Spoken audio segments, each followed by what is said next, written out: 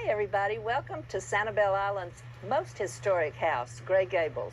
Today's your opportunity to meet the original residents and permanent residents of Grey Gables. I want to tell you a little bit about each one of them. There was a lovely lady named Laetitia Ashmore Nutt, and I'll tell you more about her when we go upstairs. But she got the opportunity to homestead on Sanibel Island in 1889 when Grover Cleveland opened it up. And I have the original homestead deed, a copy hanging on the wall. She brought her 3 daughters who were in their early 30s or late 20s, classified as old maids. We have Laetitia, the mother, Cordelia, the oldest daughter, Laetitia, who was called Letty. This was Cordy, that was Letty. These girls never married. Over here, Nanny married late in life, and her husband's name was Nels Holt. He was a Swede, and I've got a picture of Nels upstairs. I think he was kind of a Florida cracker too, because he was very, very old Florida. They're buried over there. When Laetitia came to Sanibel, she brought her mother-in-law, who died shortly after they got here, Anne Moncure Nutt. And Letitia's brother came from Kentucky and is buried there. Everybody homesteaded. The 3 daughters and the mother homesteaded, and each one got 160 acres. So the family owned a great deal of Sanibel Island at the time. James Keith Ashmore did not homestead, because when Grover Cleveland opened up Florida, the rule was anybody who fought against the Union could not homestead, but a woman could, a wife could. Well, James Keith had fought in the Confederate Army, so he ended up being a permanent resident, but he did not homestead. There's a grave over here. We never knew who Clara May Patterson was, and I've researched it over the years, and I found a passage on Ancestry.com where a Clara May Patterson came in from Canada into the United States. She was a nurse. It has to be the same Clara May Patterson. Don't know how she got here, but if you read her tombstone, Ellen, go read it. What does the tombstone inscription say? She must have cared for the Nutts in their later life. I think it says,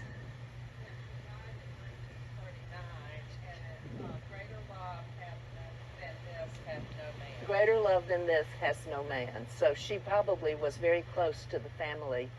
And now, if you wonder why people would bury their dead in their front yard, that is not what happened. This lot goes all the way to the beach. And the house, I've got a plat upstairs I'll show you, but the house was way down there facing the beach. When this house was built, there probably was not a West Gulf Drive. The beach was the road. And so their house was on the road. This was the back of their property, which went all the way over to Lake Murex. So, and Glenn can look at my map and figure out what exactly the homestead deed says. I have Letitia's homestead deed. I have one for Nanny, the originals, but I don't have Cordy and Letty's. But they lived on Sanibel all their lives, all their adult lives, and were very much a part of the community. They were school teachers. They were very loved. The Bailey family, you all know Bailey's store. The Baileys the Mrs. Bailey was from Kentucky, and the word got out in Kentucky that Grover Cleveland was opening up land. At that time, Laetitia was living in Shreveport, Louisiana, and her husband had died, and she and her girls had nothing to do, and they were adventurous, and other people from Kentucky were coming here, and so they thought, well, we'll just come. I don't know how they got here. If it was on a barge or if it was in wagons, I don't know. Laetitia was a diary keeper, and I have a diary that she kept during the Civil War, but I don't have any diary of her coming here, and I wish I did, because we've always wondered, I mean, how did they get here? And it had to be a hard trek. But anyway, they built this original house down on the beach, and I have pictures of it when it was built. And it was on heart of pine pilings, and my father said, I think they built it out of cardboard and scraps. You'll see from the original picture of the house, it was redone over the years.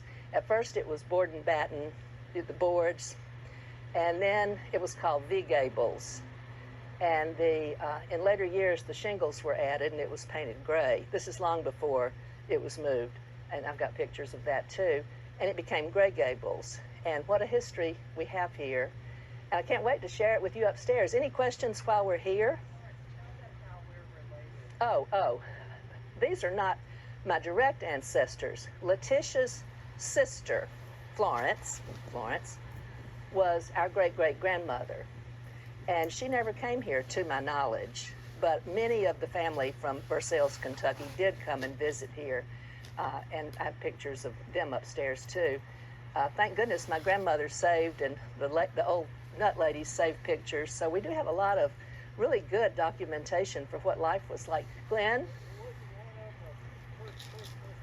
Laetitia was the first postmistress.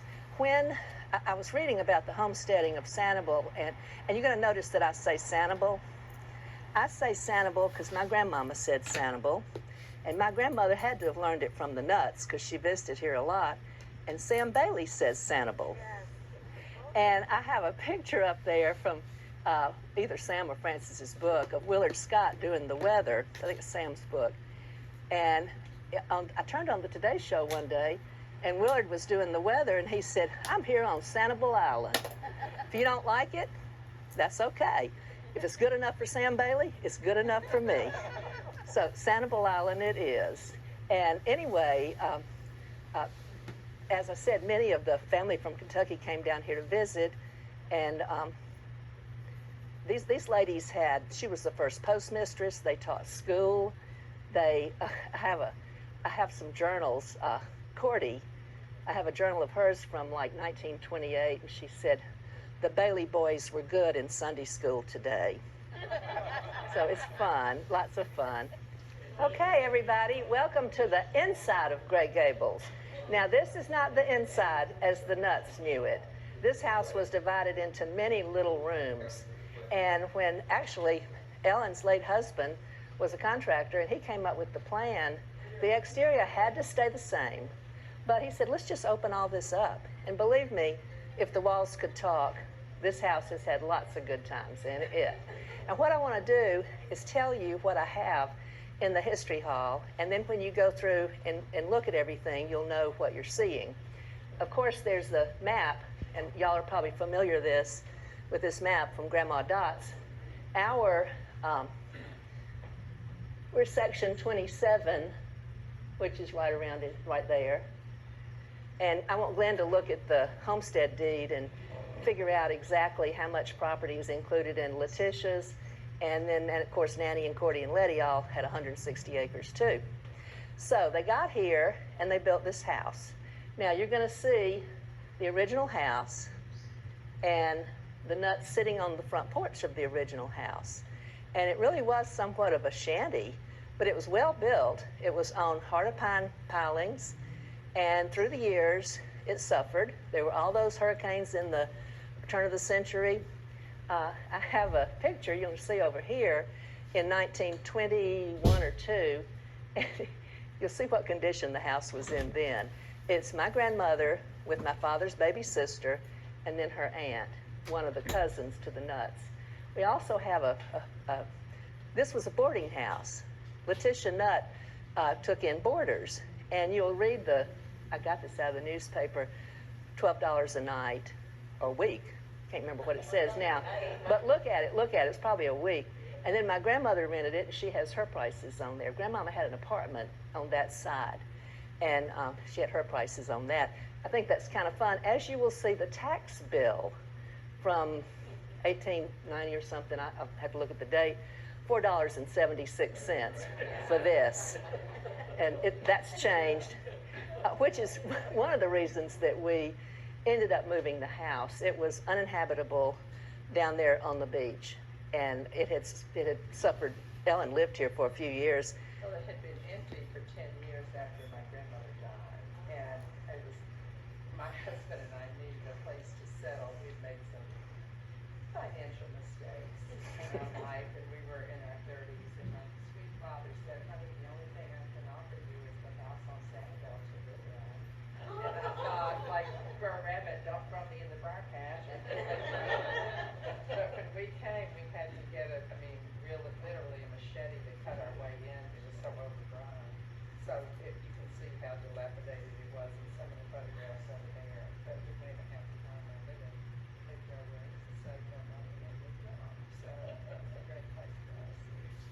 In 1990, when the Historical Commission here on Sanibel declared this land historic, it was frozen, and we had the house down there. It was appraised for $17,000, and it was, you couldn't get insurance on it, and the property taxes at that time were $20,000 for here to there. And my husband and I thought, well, we're just going to have to sell it. And then nobody wanted it because it was historic with this thing down there. And then Ellen's late husband said, I got an idea. Let's present to the city that we move it next to the cemetery, and then you could sell that property, which we did. We were able to pay for this lovely restoration. So that's very fun. You're also going to see in here the house in Versailles, Kentucky, where the Ashmore Nutt ladies, where Florence, my great-great-grandmother Florence and her sister Laetitia were born. And there's a picture of Keith Ashmore sitting on the front porch. He's now in the graveyard. They were very genteel people, and this was a rustic life for them. And in reading some of the history of Sanibel, Eleanor Dormer, and then the Bailey boys too, their books, they say that Laetitia brought culture to a backwoods town. And in 1889, I think there were 21 houses on Sanibel. That's when they built this one. To get the homestead deed, they had to agree to live here 5 years and build a house, which they did. And that's when this original house was constructed. You'll see pictures of us moving it. Unfortunately, we moved some termites along with it, so we've had a little bit of a problem there. But it has the original beams underneath the house. It's the original square, what do you call it, footprint of the house. In here also, I have pictures of the house over the years. You know, when it was board and batten, and then when it was the gray shingles. I have pictures of Letty and Cordy. I have the homestead deed and the tax bill and a picture of the ferry boat. Anybody ever ride the ferry boat over here? Did you? Well, Ellen and I, as little girls, we lived outside of Selma, Alabama, and we were 6 children. And Mom and Papa would put all 6 children in the car to come down to see our grandmother who lived here. And we had to stop along the way because the ferry boat didn't run after 4 o'clock. So we remember riding that ferry boat, and that was exciting. When was the bridge built? 62 or? And that really changed things for the better.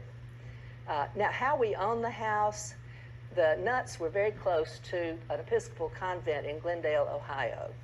Don't know how that happened. Of course, they were from Kentucky, and Ohio's right next to Kentucky. But they had a friendship with the nuns, and the nuns would come down here and winter. And my father was 18 months old or so. The nuns baptized him down here on the beach. So the Nutts getting elderly and being old maids, they made an agreement with the convent. You know, you see to us, you take care of us, and we'll give you the house. And so the house went out of the family in the 20s, and it stayed out of the family until 1960. And my grandmother had been coming down here as a girl to visit the Nutts, and also she rented places down here because she loved Sanibel.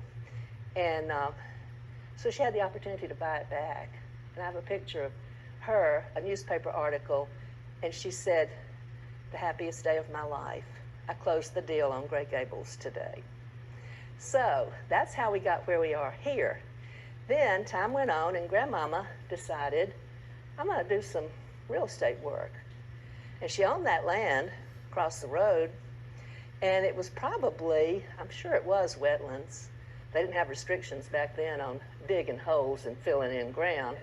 So she and her husband decided to create Lake Murex. And I have a drawing here. Ellen, would you pass some of those around? I don't have enough for everybody, but in 1969, they designed what they wanted to see happen. And my step-grandfather had a bulldozer, and he was a manly man.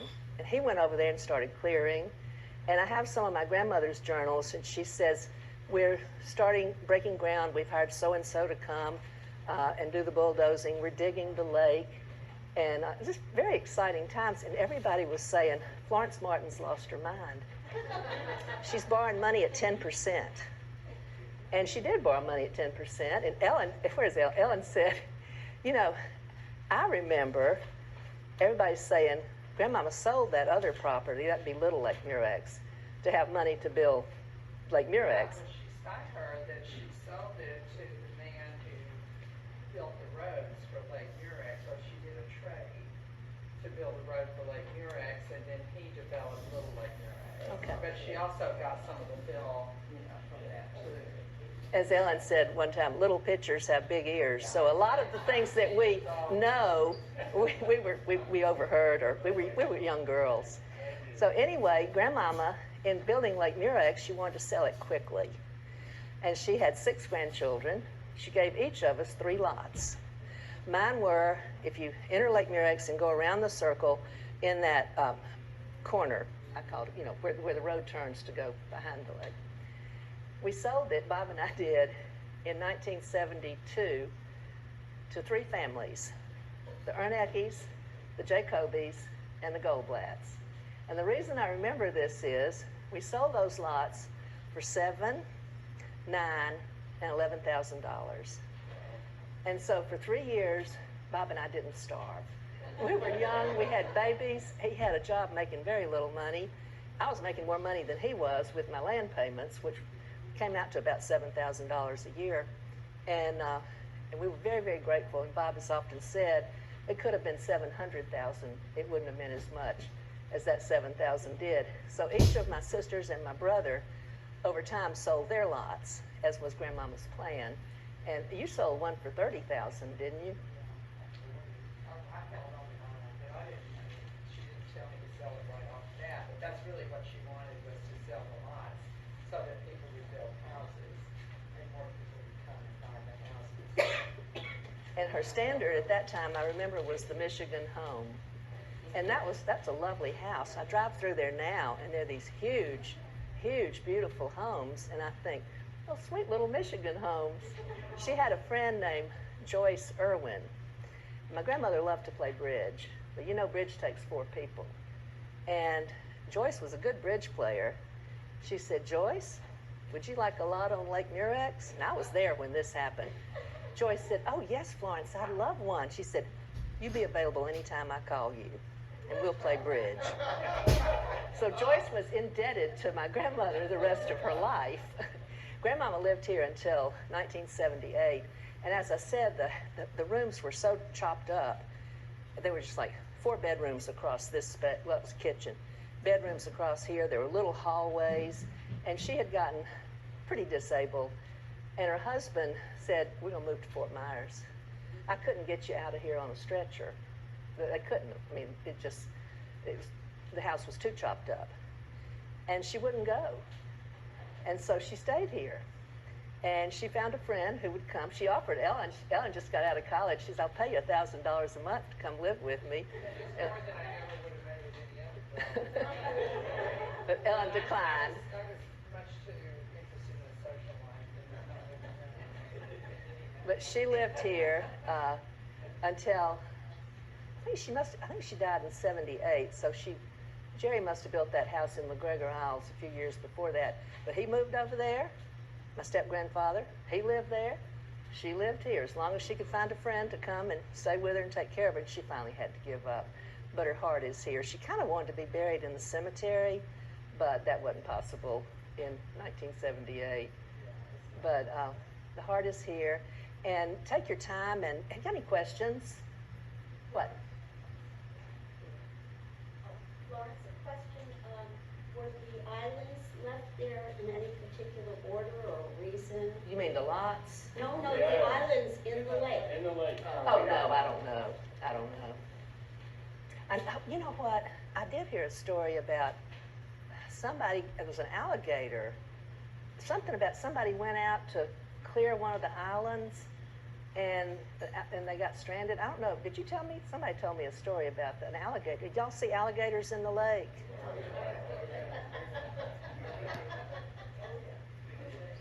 Well, this is an alligator island. No, I don't know why the little islands were left there.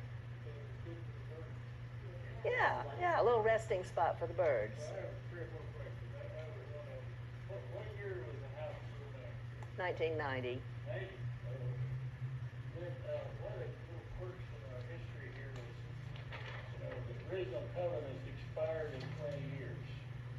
It's done in 1970, expired in 1990. Of course, everybody was asked to sign back on, and most people did, but some never did. But I think you told me because that was a condition of selling lots. People didn't like to be bound with covenants forever. Oh, wow. So they did. Little pitchers didn't have big enough ears to hear that back then. Then the island you're talking about. So then Patsy is one of two original owners. I don't know what went on. Was that through a realtor, Patsy, or how'd you buy it? My dad bought a house on the corner and built the duplex there, and then he was so enthused about it, he said, "This is a beautiful property." I said, "Would you please go and see if I could even afford to have a small lot or one that I could raise my child in?" And so he picked me a lot out. It had a very pretty big sea grape in it, beautiful. And it has been one of the happiest times of my life is to live there with my child and with wonderful neighbors. How long have you lived here, Patsy? How long have you lived where you Well, are? I think I built it in 75, 76, so I'm not been anyplace else. I mean, really. You never lived in the duplex on the corner. Oh, we did until we got my house built, and then here came my sister, and she stayed there too, so we're dead. What Okay. was the first house built? It could have been Joyce Irwin's, I'm not sure. I know that was one of the original lots. The house was direct west end of the lake here. It's a small ground level. Who lives there now? That's where Oh, Joyce I can't was. remember. Joyce was two houses to the right around the curve from lot 41. Well, it should 43 because it says sold, and that's the only one on this map. That'd be Joyce. There's another one, 89 was sold in this, and I don't know the date of it, 69, 10/1/69. This So- is the first one. Oh, Should lot probably held that 89, out. because I'm in 88. Wasn't this Woodland then? Do you remember? In closing my formal comments, I have one thing to say. Cordy, I have her journal, as I said, from 1928, and I was reading along in her writing, and it says, "Mr. Schmidt offered me $5 a foot for my beach frontage. I think I'm gonna sell." I'm like, "Don't do it, Cordy, don't do it." But we're lucky that we have this, and the Nutt sisters, I think I told you, gave the land for the community center. My grandmother gave the land for it's now called Library Way. It was called Florence Way when they developed it, but it was for the library. Now the library's no longer there. And they were very, very active in the civic life around Sanibel and Fort Myers. Well, thank you all. Thank you. Oh, okay, another question. One more question.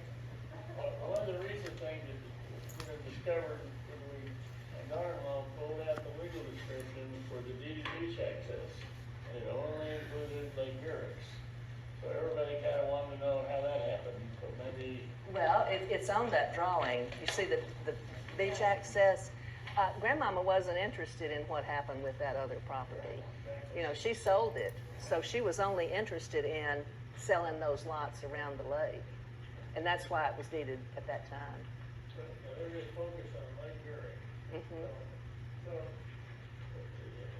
Joe Sabota is the other original owner here, and I saw him yesterday biking, and I asked him if he could come, and he said, well, maybe. He said, I had to go to my heart doctor this morning, and he told me I'd be okay not to come back for a year. And then he said, I don't know if I can come tomorrow, because I ordered a new car, it's supposed to be delivered today. Yay. So that's in the bylaws, you're getting your manual underway. Okay. I have a question. And I had a question. You mentioned lot 41, I think, at one point. We own lot 41. We built on lot 41. Oh, you did? So that must, I understand that lot has an interesting history. It certainly does. So I'd be interested in just hearing about it. Leonard told us some of it because he was the selling broker. Well, my father had been paying the taxes on it. It was a park lot. And in the original plat, whatever description of the land, it was to be a park lot. And It was for the people people who were not on the lake itself. Everybody wasn't on the Yeah. lake, that's exactly. And so they would, and my grandmother envisioned people over there, you know, not swimming with alligators, but fishing and picnicking, and it's a big, pretty lot, and you built a beautiful house on it. So my father, after paying the taxes for many years, and he was a bit obsessive compulsive, he decided, let's go through some legal action. I've paid the taxes on it all these years. You know, let's try to get the ownership. Well, it didn't work. And we ended up, it was too complicated, and we ended up putting the lot for sale with all those other owners, 1/23 owners each, which was fair. And Glenn sold it for us for a nice price, and now it has a lovely home on it. It never was used as a park. One little tidbit that I heard about that church was, there were never any gators here until there was a huge fire in the sanctuary to grow animals out for.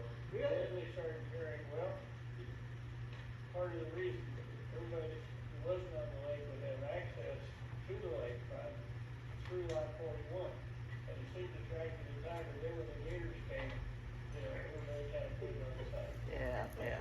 Well, you put it to good use, and I'm glad y'all have a lovely home there. Yeah, I love to drive over there and see. How many vacant lots? I know there's one over where my 3 lots were. How many vacant lots are over there? Many? Just that one? Just one? Well, y'all feel free to ask me any questions about the memorabilia on the table. And if you think of any other questions to ask me, I'm going to be right here. And if you all would like a glass of water, iced tea, wine, we'll party. Well, thank you so much. I want to say one, but it's not a question, but this is a nice picture of Lake Erie that's being developed. And somebody who sold that gave me the picture of Little Lake Erie, where there's only one house that looks like this, but on the other side. Anybody wants one, we can think about it. I'm sorry I didn't have enough copies of those for everybody. The bottom picture is a beautiful postcard that my grandmother had printed, and she would mail to people, and call me if you want a lot on Lake Erie.